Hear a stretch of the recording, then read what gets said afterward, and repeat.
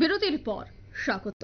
বাংলাদেশে অগ্নিগর্ভ পরিস্থিতি, এখনই খুলছে না বিদ্যালয়, এমনটাই জানিয়ে দিয়েছে এবার বাংলাদেশ সরকার। ছাত্র আন্দোলনে অন্যদিকে মৃতের সংখ্যা বেড়ে দাঁড়ালো 200, গ্রেফতার 1758 জন। ঢাকায় জারি থাকছে কারফিউ, গ্রেফতার একাধিক বিএনপি নেতা। বাংলাদেশে স্কুল কলেজ যে খুলছে না এখনো পর্যন্ত, তারই কিন্তু স্পষ্ট অবস্থান জানিয়ে দিয়েছে বাংলাদেশ সরকার। কেমন রয়েছে পরিস্থিতি, বিস্তারিত জানবো। টেলিফোন লাইনে রয়েছে নিউজ ভ্যানগার্ড প্রতিনিধি শুভেন্দু সরকার। শুভেন্দু, ছাত্র আন্দোলনে মৃতের সংখ্যা ধীরে ধীরে বাড়তে শুরু করেছে, অন্যদিকে কারফিউ জারি, গ্রেফতার হয়েছে একাধিক বিএনপি নেতা। কি পরিস্থিতি রয়েছে সে জায়গায়? বাংলাদেশের যে উত্তাল পরিস্থিতি, সেই পরিস্থিতি অনেকেই মনে করেছিলেন যে বাংলাদেশের সুপ্রিম কোর্ট কোটা সংরক্ষণের বিরুদ্ধে যে বা কোটা সংরক্ষণ মামলায় যে রায় দিয়েছে, তার ফলে কিন্তু এই বাংলাদেশের পরিস্থিতি নিয়ন্ত্রণে আসবে, এমনটাই মনে করেছিলেন একাংশ। তবে বর্তমানে এখনো যে পরিস্থিতি রয়েছে, ছাত্ররা জানিয়েছেন তারা এই আন্দোলন তুলবেন না, তারা আন্দোলন জারি রাখবে।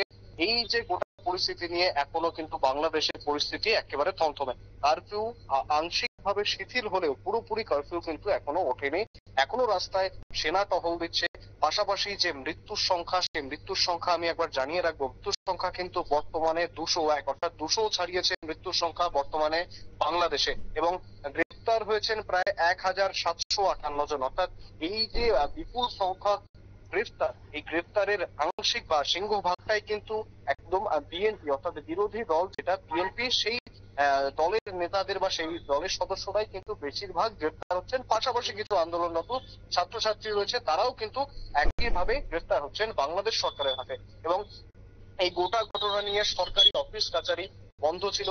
বৃহস্পতিবার ষষ্ঠ দিন কারফিউর, এবং তবে 4 ঘন্টার জন্য অফিস কাচারি খুললেও বা এই সমস্ত জিনিস খুললেও স্কুল কলেজ কিন্তু এখনো পর্যন্ত খোলেনি। স্কুল কলেজ কিন্তু বন্ধ রাখার চিন্তা ভাবনায় নিয়েছে বাংলাদেশ সরকার। যেমনটা আমরা জানি যে যেহেতু এটা একটা ছাত্র আন্দোলন, এবং সেই বাংলাদেশের কলেজগুলো, একাধিক কলেজ ক্যাম্পাস এবং হস্টেলগুলোই এই বাংলাদেশের এই কোটা সংস্কার আন্দোলনের সূত্রপাত, সেহেতু সেই আপাতত সেই জিনিসগুলো বা সেই প্রতিষ্ঠানগুলো, শিক্ষা প্রতিষ্ঠানগুলো কিন্তু বন্ধ রাখতে চাইছে বাংলাদেশ সরকার। পাশাপাশি যে সরকারি যে অফিস কাছারি রয়েছে, যেমনটা জানাচ্ছিলাম 4 ঘন্টার জন্য চলছে কারফিউ, কখনো কখনো শিথিল করা হচ্ছে, তবে পুরোপুরি যে একেবারে কারফিউ দেওয়া হয়েছে বা পুরোপুরি সমস্ত পরিস্থিতি একেবারে হাতের নাগালে চলে এসছে বা একদম নিয়ন্ত্রণে চলে এসছে, এমনটা কিন্তু নয়।